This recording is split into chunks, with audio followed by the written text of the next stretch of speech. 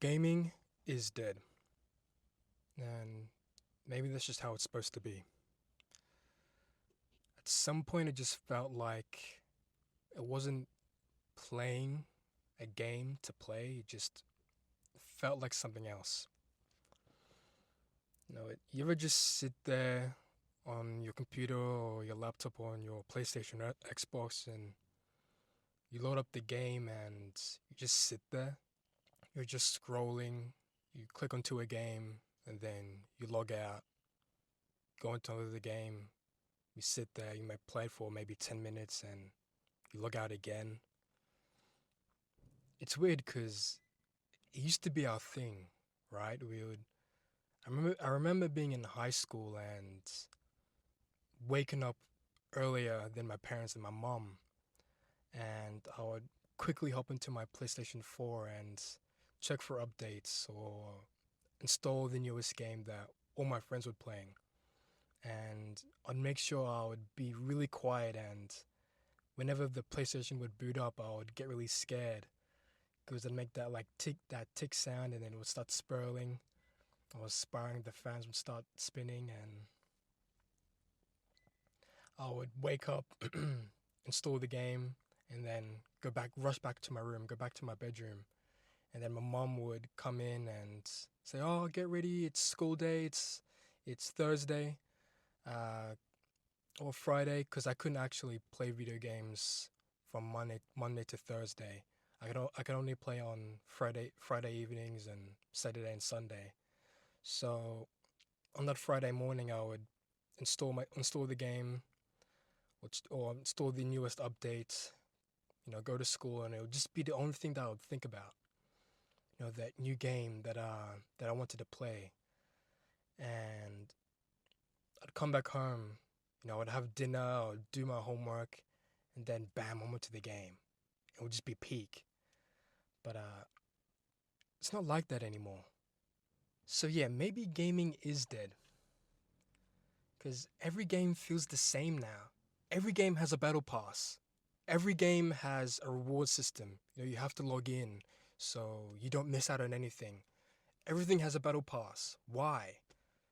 You spend $100 to buy the battle pass. You spend like $50, $40 on the battle pass to then maybe spend $100 on in-game currency to then maybe get an exotic skin, a legendary skin, maybe like a 10% chance.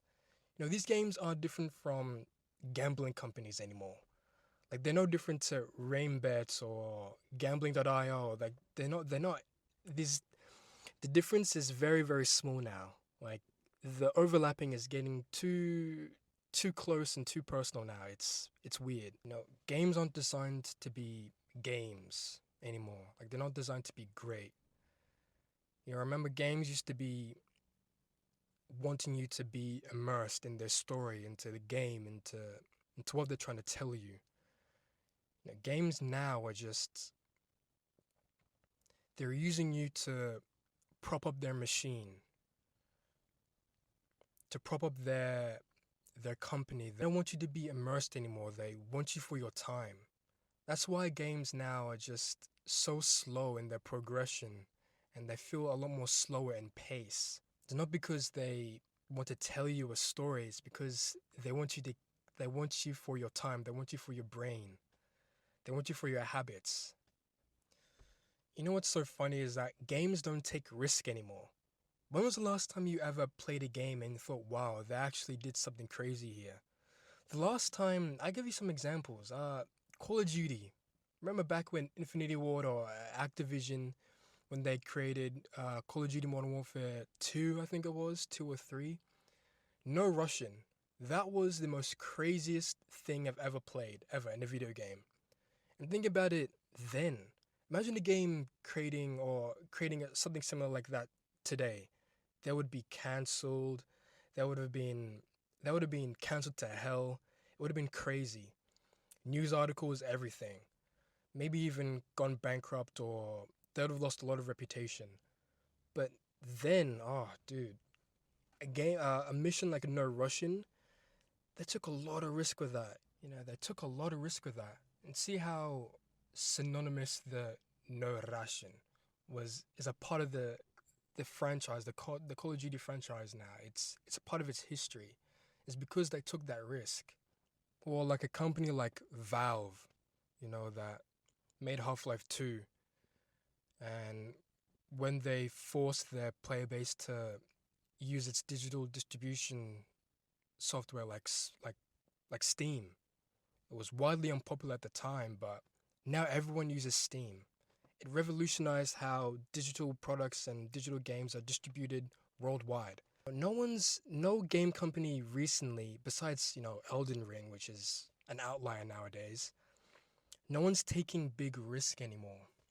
And everyone's playing it safe, which is kind of lackluster now. Gaming looks incredibly better now. Like, games are looking incredibly realistic. They look extremely beautiful. I won't deny that. But that's not the only factor in what makes the gaming experience so amazing. And yet you just don't feel it anymore. And I know that because I'm going through that myself. Recently I just stopped gaming a month ago. If you saw my last video, you would know. But I recently just stopped in February gaming, and I didn't do it easily. It wasn't an easy choice to make, because gaming has been such a big part of my life. I've been gaming since I was 8 years old. The first ever console I got was the Xbox 360 for my birthday. My dad bought me the whoops. My dad got me the Xbox 360 when I was 8 years old, back in, was that 2012, 2013? It's almost 10 years now. And it's been such a part of my life where I used it a lot to escape from the world, from reality, to whenever any sort of problems I had, I'll just game. I'll just game.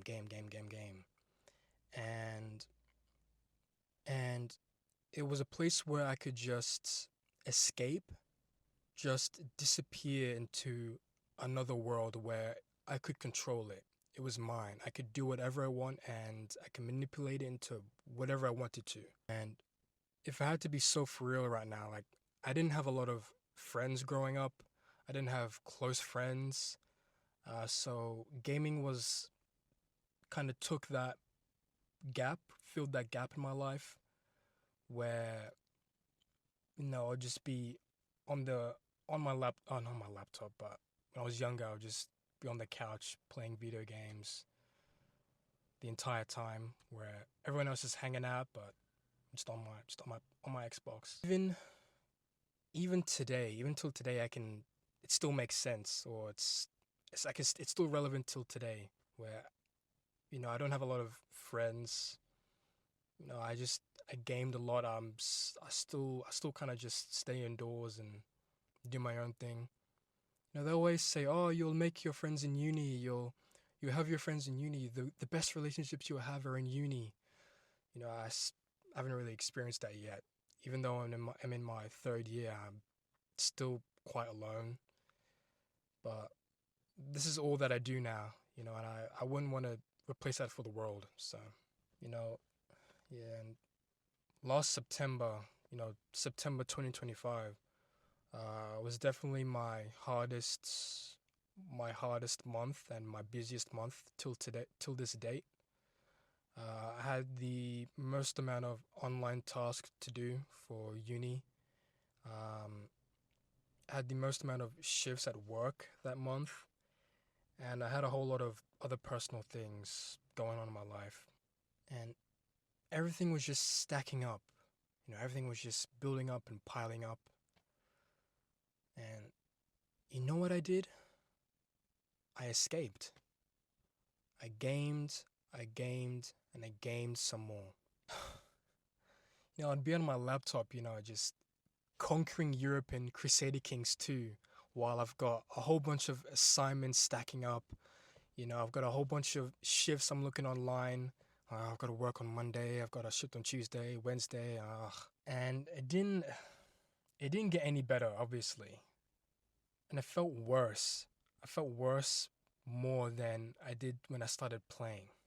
Then, then it just clicked, right? It just clicked. I wasn't gaming just to play or to experience. I was gaming to avoid everything else in my life that was real. So I stopped, and I thought that my life would be different, that I would change, but I don't feel any different from when I started to how I feel now.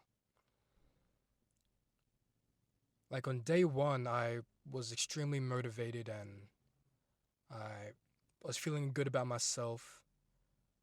Oh, okay, I've done something in my life. I'm slowly starting to change. I feel good. And I was thinking at the time, like, oh, maybe I'd relapse again. I would, install Steam again and stop playing. But yeah, I don't feel any different. I still feel as motivated, still feel as hungry to chase my goals and really tackle all the issues and avoidances that I have been avoiding in my life. And that's when I realized that maybe gaming hasn't changed as much as I've realized, and maybe it's me. Maybe I'm the one that has changed. And it's not even that, because everything has changed. You get so many things fast paced now. Everything's fast paced, fast paced. That if our brains are so cooked that we need the next big dopamine hit, something that's quick, something that's instant. So when something like you want to play a game, for example, for me, I'll, I'll play it for a bit, and then just check out instantly. If the progression is too slow, I'm like, why? It's a video game. It's gonna take time. So you just hop between games and constantly trying to chase that feeling again, but it just never works out. And something that I've learned again is that I'm not just chasing for that game. I'm chasing for how I used to feel when I was 8 years old, when I was 9 years old. So yeah, maybe gaming being dead isn't such a bad thing, because it forces you to ask a better question. Like, not what game I should be playing next, but why doesn't this hit the same before? Or why doesn't it hit the same again? Maybe it's not playing more, it's playing less. Actually sitting with the game and being immersed with it as much as possible, and giving yourself that chance to really experience it. Giving your brain the chance to just relax and experience it. Or maybe it's not even about gaming at all. Maybe you're just like me, who's outgrown games and who actually used games to escape from reality. And now you're at that weird stage where nothing really feels as good as it used to be.